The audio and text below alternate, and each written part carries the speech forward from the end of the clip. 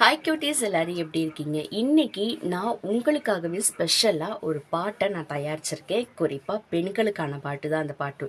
So அந்த பாட்டை பாடுறேன், எப்படி இருக்குது அப்படிங்கிறத நீங்களே கமெண்ட் பாக்ஸில் சொல்லிவிட்டு மறக்காமல் நம்ம சேனலை சப்ஸ்கிரைப் பண்ணிக்கோங்க. எந்த பெண்மணியும் நல்ல பெண்மணிதான் கல்யாணத்துக்கு முன்பு. அவள் நல்லவளாவதும் தீயவளாவதும் மாமியாரை பொறுத்து.